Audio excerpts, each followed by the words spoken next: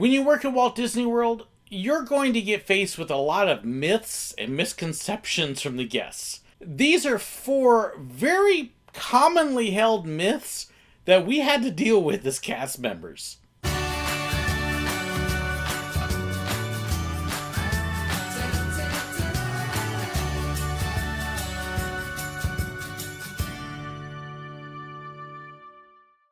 There are all sorts of myths and rumors and stories and all sorts of things about Walt Disney World and Disneyland that many people think are true, but actually are not. When you work at the parks, you get to deal with some of these on a fairly regular basis. A couple of these, in fact, really are fairly recent in origin, while others date back quite a while. These are 4 of the ones that I had to deal with and still sometimes have to deal with as a current and former cast member. Number 1, no one can officially die on Disney property. Yes, there is a story that Disney somehow manages to control the power of life and death, or at the very least make sure that people aren't officially declared dead until they are completely off of Disney property. I've had a number of people come up to me and say, well, it's okay if I die here because I really can't die here. They'll at least wait till I'm somewhere else. There's an idea that if they find somebody that's dying, that they will wait until they get them off property. They'll make the doctors wait. It's a neat story. The idea behind it is to try to preserve this magical fantasy story that nothing bad happens at Disney, that nobody ever really gets sick and there are no tragedies. And the simple truth is, it's a rumor, it's a myth, it's not real. There have been people that have died on Disney property. There have been people that have been declared dead on Disney property. Some of them very famously so. You may remember at Disneyland several years back, they had the Big Thunder Mountain Railroad accident that tragically killed a couple of people. You also, even further back, when Carousel of Progress had changed to America Sings and one of the cast members working there had been killed. And that story is actually told in Mouse Tales, a great book if you want more detail about that. Along with several other times at Disneyland where people have sadly died on property. It has happened at Walt Disney World as well. Disney is a little bigger there. They do have a little more control of some things like that because they have their own fire department and paramedics. But the truth is, there are people that die.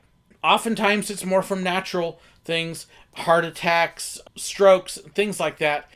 People die anywhere. And when you have an area that will hold anywhere from 200 to 400,000 guests at any given time of the year, things happen. And yes, they do unfortunately die on Disney property. So no, Disney doesn't preserve that myth. Now, they don't go publicizing when it happens. There wouldn't be any reason for that, but it does occasionally happen. By the way, if you're interested in the stories in Mouse Tales, I'll have an affiliate link in the description below for you as well. Number 2, the 2-finger point came from Walt Disney smoking. This is a more recent myth that has really gained ground in the last few years. 10, 15 years ago, you really didn't hear this very often. Occasionally it would come up, but generally no. The official Disney storyline on it is that it is just simply a very kind gesture because pointing with one finger in many cultures is rude. In fact, there are some cultures that it is an obscene gesture akin to saluting with one finger. Not something you want to do with a guest. So Disney really wants to toe the line on that. It's why they encourage pointing either with 2 fingers or with the whole hand. It's over that way. And they drill that into you as an intercultural thing. There are all sorts of people from all around the world that come to the parks, and they want to make it as welcoming and inclusive and non-accidentally offensive as possible. So you get drilled on that and a number of other gestures at the same time.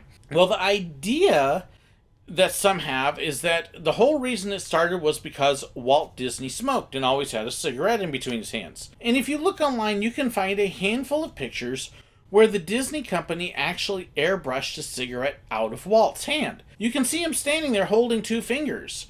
And it's obvious that something's a little odd. There's one of him coming out of the Snow White premiere at the theater. There are a couple of him out hanging with friends.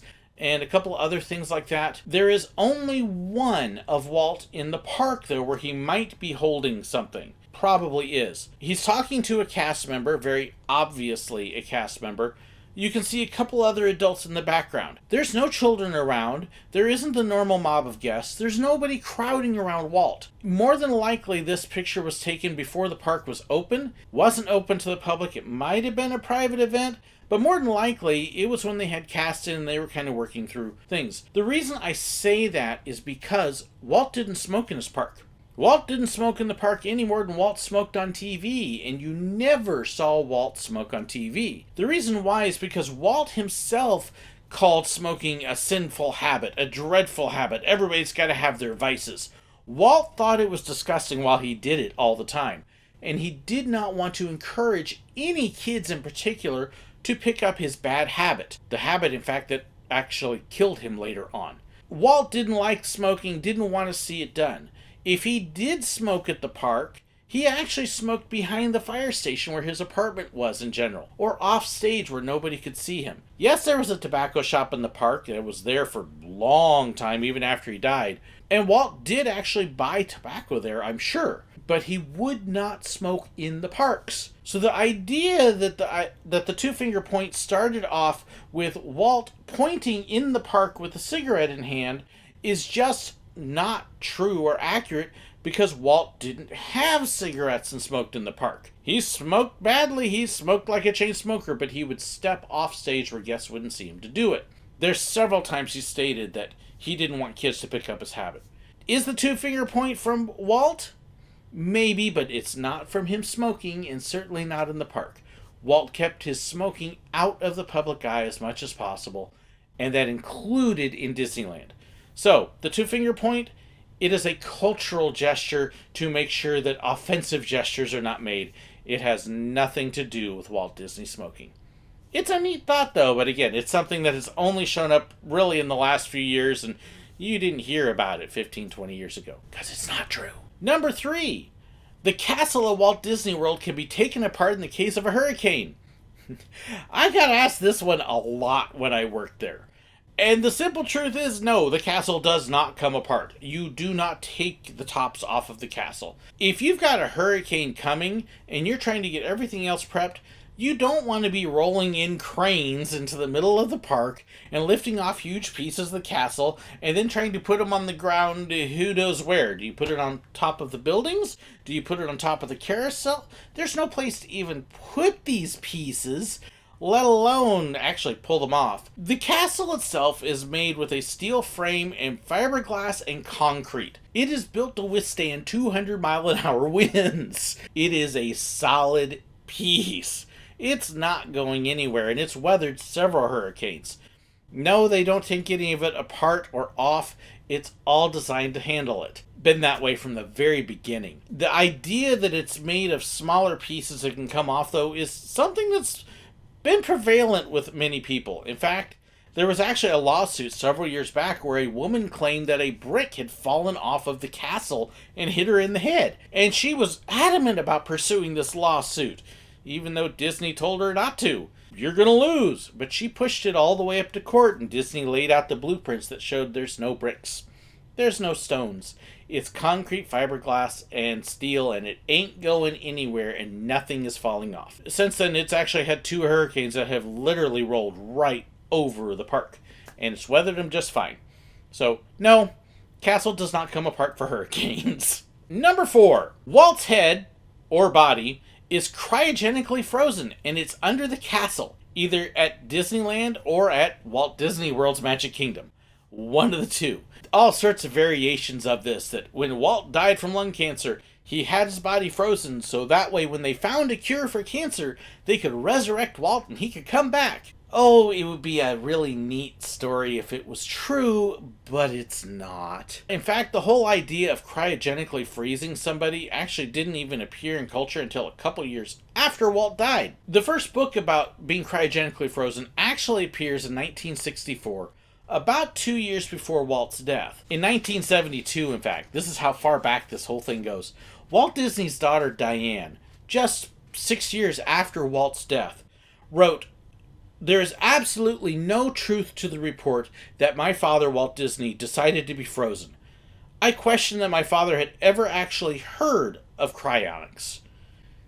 It didn't really exist for Walt. It was not something that was really even a possibility. There was no equipment. It was just a theory. And it wasn't until a few years after Walt died that somebody actually tried to build a system that could do this. And the first cryogenically frozen person didn't have that happen until a couple years after Walt's death. Walt was not the first, that's for sure. So no, Walt was not cryogenically frozen. Not his body, not his head, none of them. In fact, after Walt's death, his body was actually cremated. And they interred him at Forest Lawn Memorial Park in Glendale, California. And you can actually even go and visit that spot today. Now, keep in mind, it is a memorial park. It is a reverent place. It's not some place to go leave graffiti and go tromping around, but you can actually visit Walt's gravesite even today, and his ashes are interred there. Sorry, Walt's not coming back from the dead. Although, with the way the company's going right now, there are some of us that wouldn't necessarily mind that. So there's 4 myths that we would oftentimes hear while working at the Disney parks. Do you know more that cast members had to hear or answer or respond to? I would love to hear them. Do you have one that you've heard that you'd like to know about? Leave it in the comments below. I love the opportunity to answer, and we can have some fun with these. Don't forget to check the description as well. There's a link to the Mouse Tales book there, along with links to fan pages, merchandise. Hey, happy holidays. Buy some Sir Willow merchandise. Got some new unique stuff there, and all sorts of other things as well. Be sure to check the description. A huge thank you as well to my patrons, my YouTube members. Their financial support means the world to me, and I couldn't do what I do without them. They provide equipment, they provide footage, they provide the opportunity for me to travel as well. And they get a number of perks and other extras as well. If you want to know more about that, please check the description below. Thank you so incredibly much for watching, and God bless.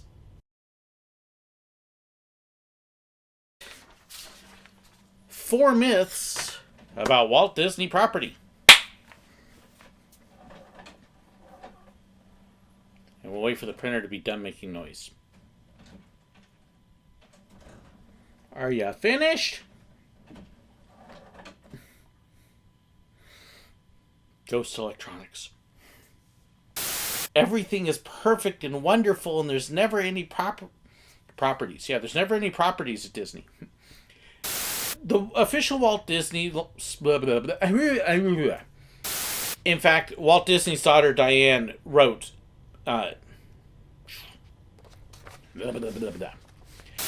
So there's 4 myths that you oftentimes hear in the parks that us cast members had to deal with.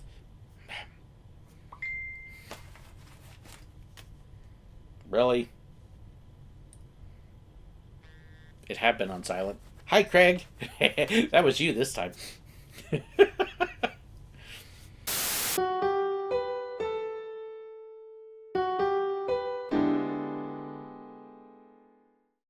If you'd like to know about my merchandise, contact information, fan pages, and more, be sure to check the description below. If you want to make sure you don't miss any of my videos, hit that button right there to subscribe. And if you want to see another one, well, I've got a great video for you right here. If you'd like to be like these wonderful people here too and support me financially on Patreon or YouTube, well, hit that little button right there. It'll even give you behind the scenes access and more perks. Thank you so incredibly much for watching, and God bless.